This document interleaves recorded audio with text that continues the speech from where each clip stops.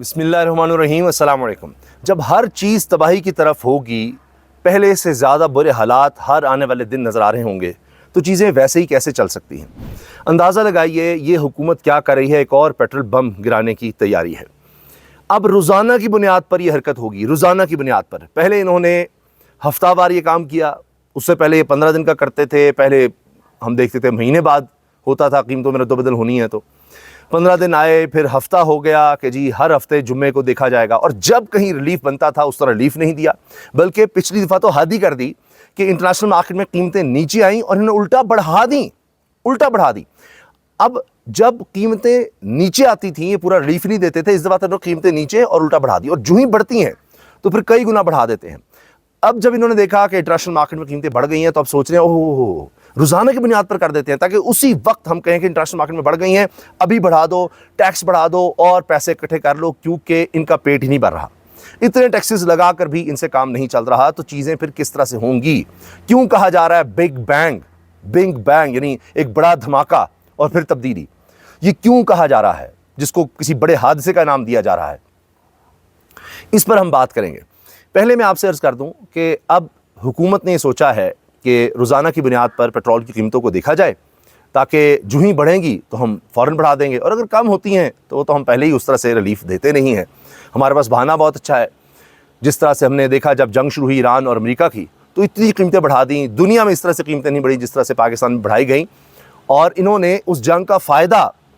اپنے آپ کو نوازنے کے لیے استعمال کیا، یعنی بہت زیادہ ٹیکسز لگا کر کہ ہمارے پاس پیسے آتے چلے جائیں، ہم کماتے چلے جائیں، اور انہوں نے طریقہ یہ اپنا لیا کہ جی یہ بڑا زبردست طریقہ ہمارے پاس آ گیا ہے کہ اس طرح سے ہم پیسے زیادہ سے زیادہ کما سکتے ہیں اور کماتے چلے جائیں۔ اب ایک طرف تو میں نے آپ کو بتایا کہ پیٹرول کی قیمتوں میں رد و بدل روزانہ کی بنیاد پر کرنے کا سوچ لیا گیا ہے، دوسری طرف حال یہ ہے کہ اب گندم کا آٹے کا بحران سر اٹھا رہا ہے، جو بنیادی چیز ہے۔ اسی طرح ہم دیکھ چکے ہیں توانائی کا بحران، بجلی کی قیمتوں میں کس حد تک اضافہ کیا گیا، گیس کی قیمتوں میں اضافہ کیا گیا، جو بنیادی ضروریات ہیں وہ کہاں سے کہاں پہنچا دی گئی ہیں۔ ابھی تو ہر چیز میں ہمیں اضافہ نظر آ رہا ہے، ٹیکس زیادہ نظر آ رہا ہے، اور ٹوکن ٹیکس گاڑیوں پر، موٹر سائیکلوں پر، کوئی چیز نہیں ہے جس پر ٹیکس نہ ہو۔ اور ابھی آٹو پالیسی کا بھی انتظار ہے، تو اس میں بھی آپ دیکھیں کیا ہوتا ہے، ہر چیز میں اضافہ نظر آ رہا ہے۔ تو گندم کا انہوں نے کیا کیا کہ گندم کی قیمت کسان کو دی نہیں، کسان نے سستی گندم بیچی، اب آٹا مہنگا ہوتا چلا جا رہا ہے۔ لاہور سے خبر یہ ہے کہ متحدہ نان روٹی ایسوسی ایشن نے حکومت سے روٹی کی قیمت 25 روپے کرنے کا مطالبہ کر دیا ہے کہ جی آٹا اتنا مہنگا ہو گیا ہے کہ اب ہم روٹی اس طرح تو بیچ نہیں سکتے، تو لہٰذا اب آپ روٹی کی قیمت 25 روپے کر دیں، یہ مطالبہ آ گیا ہے۔ آپ ان کی کارکردگی دیکھیے موجودہ حکومت کی، کہ 4 سال سے زیادہ ہو گئے انہوں نے وہ کام کیا ہے جو پاکستان کی ان سے پہلے 75 سالہ تاریخ میں کوئی نہیں کر سکا۔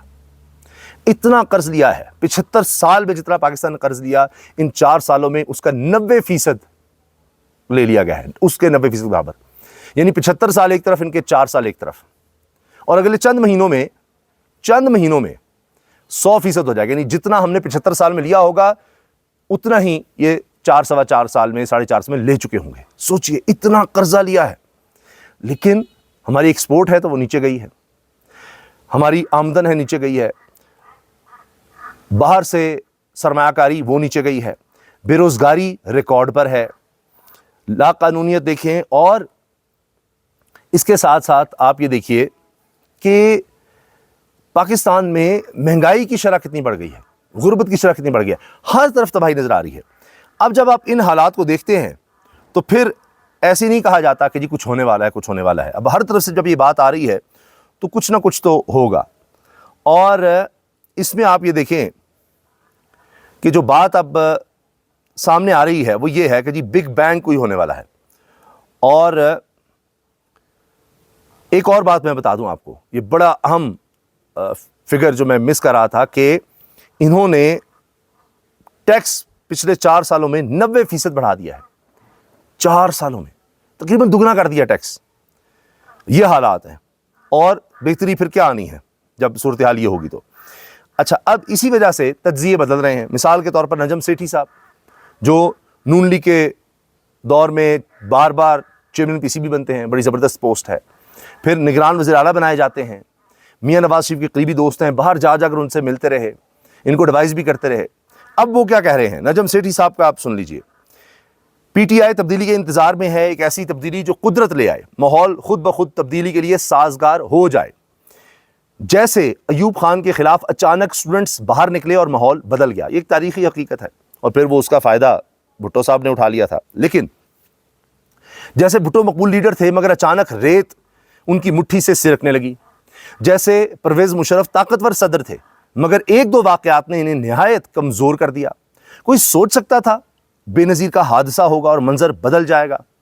کہ وہ زرداری صاحب اس طرح سے گورنمنٹ بنا لیں گے، پیپلز پارٹی گورنمنٹ بن جائے گی، وہ حادثہ اس طرح کا ہو گیا، اس کے بعد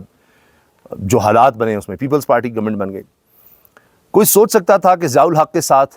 ہوگا جو ہو گیا، ان کا طیارہ حادثے کا شکار ہو گیا جو آج تک ایک معمہ بنا ہوا ہے۔ ایسے پی ٹی آئی خود کچھ نہیں کرے گی مگر تبدیلی آئے گی ضرور۔ پی ٹی آئی کچھ نہیں کرے گی، وہ کچھ کر بھی نہیں رہی، وہ بیٹھی ہوئی ہے اسی انتظار میں کہ اچھا جی کچھ ہو جائے گا، اور وہ تاریخ بتاتی ہے کہ ہوتا ہے۔ کیونکہ ابھی نا ایک کسی نے بات کہی تھی کہ لوگوں کو ایک طرح سے امید ہے کہ جی اچھا خان کہیں رہا ہوگا تو کچھ کر لے گا، اچھا وہ بولے گا، اس کی پارٹی ہے، ہماری آواز اٹھائیں گے، اپوزیشن ہے، کہیں کوئی بات ہوگی۔ جب ان کو نظر آ رہا ہے کہ جی تحریک انصاف بھی کچھ نہیں ہے، یہ کچھ بھی نہ کریں، تو وہی بات ہے کہ تبدیلی آ جائے گی، لوگوں کی امید ختم ہو جائے گی، بھئی یہ کسی قابل نہیں ہے، کچھ نہیں، ہماری زندگی میں کوئی بہتری نہیں آ رہی اور ہمارے لیے آواز بھی کوئی نہیں اٹھا رہا، نہ کوئی امید ہے کہ کوئی آواز اٹھائے گا۔ یہ تو خان کی رہائی کے لیے کچھ نہیں کر پا رہے، انتظار میں ہی ہے کہ کوئی ڈیل مل جائے، کچھ ہو جائے گا، کچھ بھی نہیں ہو رہا۔ تو اب اس پر نجم سیٹھی صاحب کہتے ہیں ہوگا اب بھی ایسا ہی، یعنی جو ہمارے ساتھ ہو چکا ہے ماضی میں، کوئی نہ کوئی ایک واقعہ بڑا حادثہ ہو جاتا ہے، کچھ بھی ہو جاتا ہے، ہوگا اب بھی ایسا ہی، بگ بینگ ہوگا، جس کو آپ ایک بڑا دھماکہ کہہ سکتے ہیں۔ بگ بینگ تھیوری ایک ہے کہ جی کائنات کیسے وجود میں آئی تھی ایک بڑے دھماکے کی صورت میں، اور یہ سب کچھ، تو اس سے انہوں نے کہا بگ بینگ، ایک بڑا حادثہ، ایک بڑا دھماکہ۔ تبدیلی آئے گی مگر وہ پی ٹی آئی نہیں لائے گی، کوئی حادثہ اس تبدیلی کی وجہ بنے گا۔ اب یہ کیوں کہا جا رہا ہے؟ اس لیے کہ چیزیں ان سے ٹھیک ہو نہیں رہی۔ ابھی آپ دیکھیے جیو کی نشریات بحال ہوتی ہے، اس کے بعد جو پروگرامز ہوتے ہیں ان میں آغاز میں ہی حامد میر صاحب کے شو میں دفاعی تجزیہ کار جناب میجر جنرل ریٹائرڈ زاہد محمود صاحب ہوتے ہیں، دوسری طرف ڈاکٹر ملیحہ لودھی صاحبہ ہوتی ہیں جو سابق سفیر بھی ہیں، اقوام متحدہ میں بھی پاکستان کو ریپرزینٹ کر چکی ہیں۔ انہوں نے کیا انکشاف کیا ہے؟ انتہائی مستند ذرائع سے یہ خبر آئی ہے کہ انڈیا اپنی سب میرینز پہ نیوکلیئر وار ہیڈز کی تنصیب کا کام کر رہا ہے، یعنی ایٹم بم وہاں پر چلانے کے لیے تنصیب کا کام کر رہا ہے کہ اپنی سب میرین سے آپ دوزوں سے وہ کرے، جن کی تعداد 12 کے قریب ہے، اور یہ خبر SIPRI سے آئی ہے۔ یہ پاکستان کے لیے بہت بڑا تھریٹ ہے، ملیحہ لودھی صاحبہ نے کہا۔ تو یہ اب بات سنیے کہ وہ کیا کہہ رہی ہیں۔ اگر بھارت میٹ کر کے ان کو پھر استعمال کرنے کے لیے ڈپلائمنٹ کی طرف چلا گیا ہے 12 نیوکلیئر وار ہیڈز، تو یہ بہت ہی میں سمجھتی ہوں کہ ایک سگنیفیکنٹ تھریٹ ہے فار پاکستان، بیکاز لگتا پھر یہ ہے کہ وہ کسی قسم کی ایک تو ڈیٹرنس پالیسی جو ہے اس کو فارملی تو نہیں تبدیل کر رہے ہیں مگر آپریشنلی تبدیل کر رہے ہیں، اور پاکستان کے لیے پھر ظاہر ہے جو تھریٹ اسپیکٹرم ہے وہ بالکل تبدیل ہو جاتا ہے، because Pakistan continues to believe in recessed deterrence, یعنی کہ تاکہ ایک کرائسس میں ایک لانگ فیوز ہو، شارٹ فیوز نہ ہو۔ اچھا اب یہ دیکھیے کہ بھارت جو ہے وہ صرف یہ نہیں کہ پراکسیز کے ذریعے اور دہشت گردوں کے ذریعے ان کو استعمال کر کے پیسہ لگا کے پاکستان دہشت گردی کر رہا ہے، اب یہ تھریٹ بھی وہ کریٹ کر رہا ہے۔ تو پہلی ایران امریکہ جنگ چل رہی ہے، خطے میں کیا صورتحال ہے، تو کیا موجودہ اس وقت نون لیگ کی حکومت وہ ان کرائسس سے نمٹ سکتی ہے؟ پچھلے 4.5 سال میں تو انہوں نے تباہی کر کے رکھ دی ہے۔ اب جو تھریٹس ہیں ان کے لیے وہ کیا کریں گے؟ وہ تو براہ راست مودی کا نام بھی نہیں لیتے، ان کو شادیوں پر بلاتے ہیں،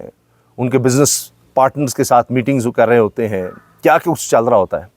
تو یہ کیا بھارت کے خلاف اس طرح سے بیانیے بنا سکیں گے، کچھ کر سکیں گے؟ اسی لیے کہا جا رہا ہے بگ بینگ، بڑا حادثہ۔ اللہ حافظ۔